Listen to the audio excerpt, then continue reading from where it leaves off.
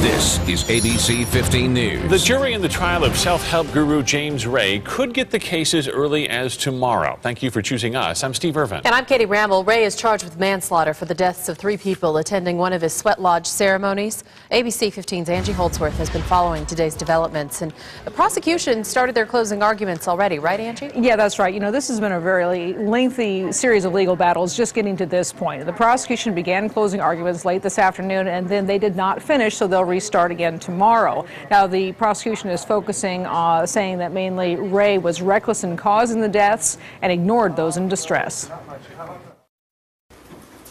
3 people are dead who should not be dead. In their last chance to convince a jury to convict, prosecutors used James Ray's own words to show that he intentionally wore down participants and put them in a dangerous state of mind. I want you off balance. Balance is bogus anyway.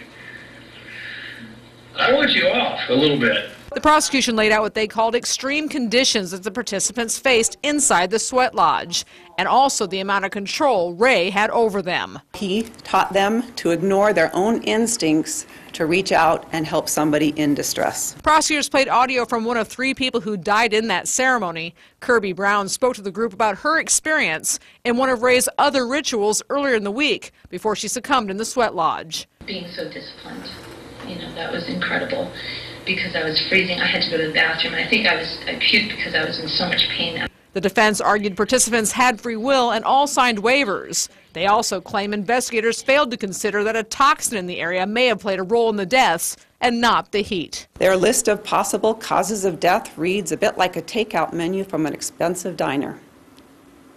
And it's baloney. And the prosecution will continue their closing arguments tomorrow. They may have at least another good hour. The defense has asked for a 4-hour time frame to present their closing arguments. Live in the Satellite Center, I'm Angie Holdsworth, ABC 15 News.